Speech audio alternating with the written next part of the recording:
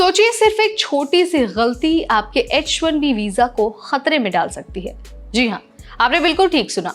एक सिग्नेचर का छोटा सा अंतर और आपकी नौकरी, वीजा और आपका फ्यूचर सब कुछ दांव पर लग सकता है। तो आज हम आपको बताने वाले हैं कि कैसे एक वर्कर का केस USCIS की वजह से ऑलमोस्ट फेल होने वाला था और कैसे सही कदम उठाकर उसे लास्ट मिनट बचाया गया। तो अगर आप भी H1B या फिर किसी और वीजा प्रोसेस से गुजर रहे हैं तो ये कहानी तो आपको अलर्ट करेगी ही, साथ ही ये भी बताएगी कि अगर आप इस तरह की सिचुएशन में फंस जाते हैं तो आपको क्या कुछ करना चाहिए और सिचुएशन से बाहर निकलने का रास्ता क्या है। चलिए आपको सब कुछ बता देते हैं इसी वीडियो में। Hi everybody, you watching NBT Tech Ed and I am your host Neha Upadhyay. तो भाई मामला शुरू हुआ जब एक वर्कर ने वकील के फॉर्म G28 पर ई-सिग्नेचर का इस्तेमाल किया, लेकिन USCIS के नियमों के अनुसार इस फॉर्म पर वेटिंग सिग्नेचर कंपलसरी था।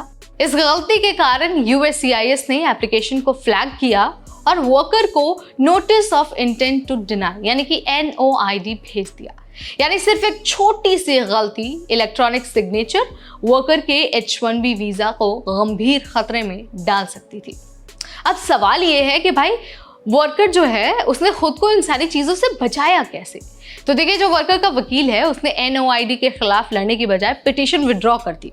फिर नया एप्लीकेशन जमा किया गया। इस बार सही वेट इंक सिग्नेचर के साथ ये एप्लीकेशन सबमिट हुआ। एप्लीकेशन प्रीमियम प्रोसेसिंग में था, इसीलिए 3 बिजनेस डेज में H1B ट्रांसफर अप्रूव हो गया।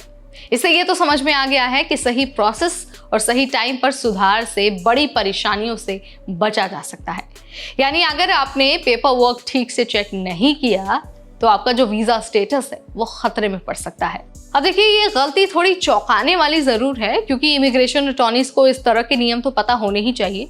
पेंडेमिक के दौरान USCIS ने ई-सिग्नेचर की अनुमति दी थी, लेकिन बाद में नियम बदल दिए गए। कई फर्म्स ने इसे नजरअंदाज किया, जिससे वर्कर्स अनजाने में जोखिम में आ गए।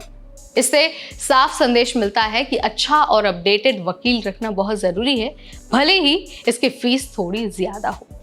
अब देखिए, एक एक्सपीरियंस्ड अटॉर्नी छोटे NOIDs और RFE से बचा सकता है और आपका जो टाइम है और आपका जो वीजा स्टेटस है उसे भी सुरक्षित रख सकता है।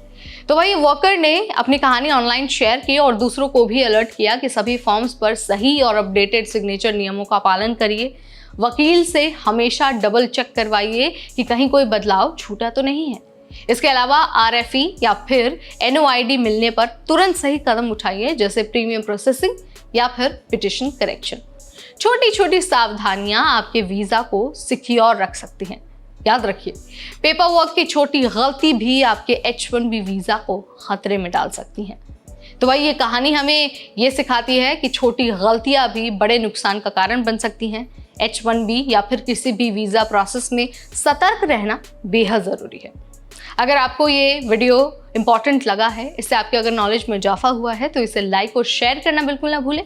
ऐसे अपडेट्स के लिए stay tuned to NBT Tech Ed।